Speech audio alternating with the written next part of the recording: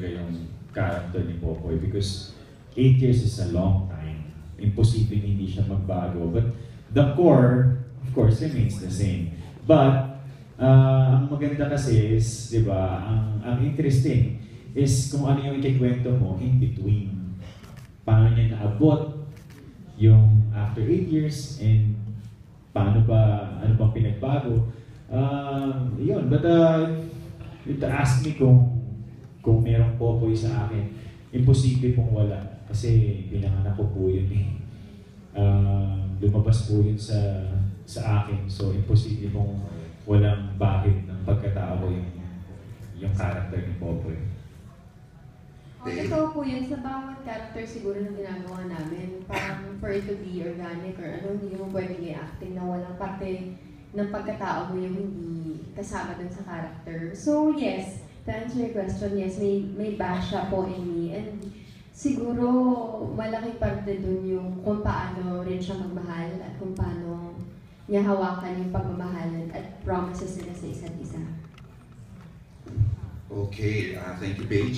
Direk, I have a question kasi let's face it, dito nagsimula ang tinatawag ng Hugot movie. Ikaw ang nagsimula nito. Now, nag-hit na hit after 8 years sa mga Hugot movies, television, may mga pelikula na ganun din ang tema na about Hugot. Anong feeling mo na ikaw ang nagsimula ng you are the original Hugot movie director?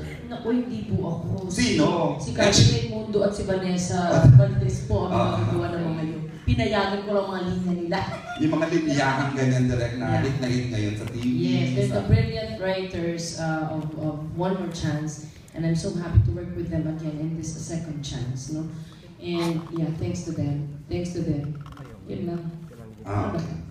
Yung nagiging tema siya ngayon ng mga pelikula na ginagawa ng ibang director, ng ibang production, ganyan. Ganun ba? Anong feeling mo? Ganun ba? Hindi ko naman nakakita. O diba? Ayoko na mag-mention pero ang dami Huwag na, nahiya po. Huwag na po. Seryoso, emotional ka direct?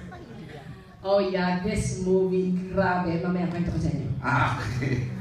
Okay, and for the last question, here's a question from Ruel Villacorta. Walang question si Alan Jones. Asa pa si Alan?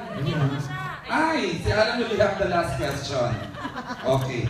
Pero Bea, yung last movie niyo ba, iniyak ka din bilang real John Lloyd or Bea?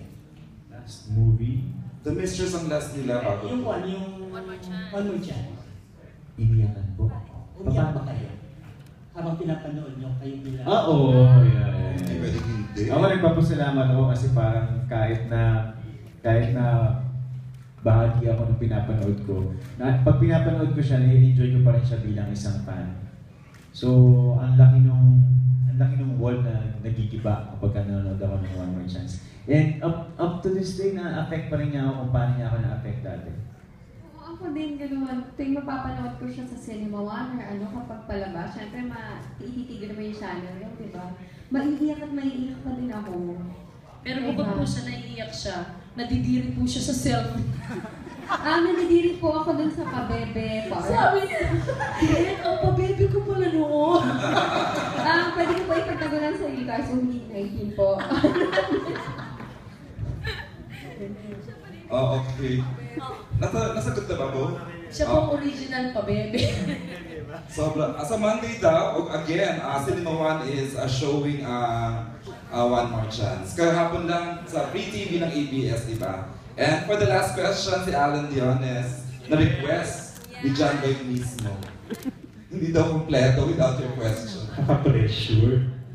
Hindi kasi Lloyd Bea, parang itong yung One More Chance, parang definitive John Lloyd Bea movie, no? Parang if I'm not mistaken, siya yung di ba yung favorite nyo? Kasi before The Mistress, sabi rin ni Nico, ang highest grossing film nyo was yun talaga, di ba?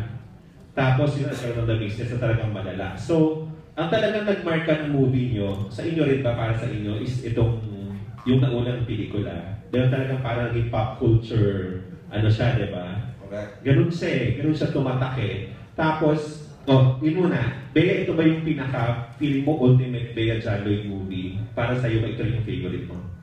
Sobrang malapit po ito sa puso ko, hindi lang dahil naging sabi nila classic na, but because itong mga katrabaho ko, malalapit din sa puso ko, and parang minsan ka lang makakahanap ng isang grupo na talagang mag-drive kayo lahat, at parang nagkakaintindihan kayo lahat. Aside from that, parang feeling ko milestone namin dalawa ito. Nung panahon na ginagawa namin yon, yung One More Chance, parang hindi naman namin na-realize na ganun ma-affect yung mga tao at magugustuhan ng mga tao yung pelikula. We're just very lucky na naging parte kami. Isang maliit na bahagi lang naman po kami nung kalakihan ng pelikula. Nandiyan po yung mga writers po and si Direk Cathy. At lahat po kami talagang nagtrabaho para mabuo yung ganong klaseng pelikula. Pero parang kung meron pinaka-tumatak na role sa'yo, it's Basha. Parang gano'n, no? Thank you. No? Baka po yung pabebe part. Alin pa rin yung pabebe part? Yung yung pabebe part. Alin doon? Direct ano yung pabebe doon? Yung 4, 12, 13, 14, promise! Actually, Ayun.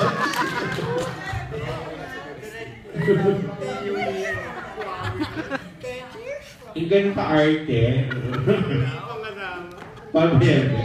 Tapos ikaw, Lloyd, ikaw din. So si Popoy din talaga is malapit din sa puso ko. Kulang isa siya sa, isa sa most memorable film character mo siguro. Kasi parang sumabay siya sa isang napaka-influential na generation. So, kaya siguro ang tagal bago. Imagine after 8 years, parang fresh pa rin siya sa memory ng karamihan. So, yun lang, nagkataon lang siguro na ito yung pelikula noon na sumasalamin sa generation noon. Nung nilabas yung One More Chance. And after 8 years, they have this film. Ikaw, ano yung medyo na, yung si Bea parang naano siya dun sa pabebe niya, ikaw, saan ka medyo na, pag napapanood mo? Alin? Yung mga topless scenes niya po.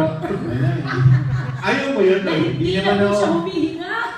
Hindi naman kasi ako, kumbaga, komportable po talaga ako sa katawan ko. Eh. wow! Hindi naman.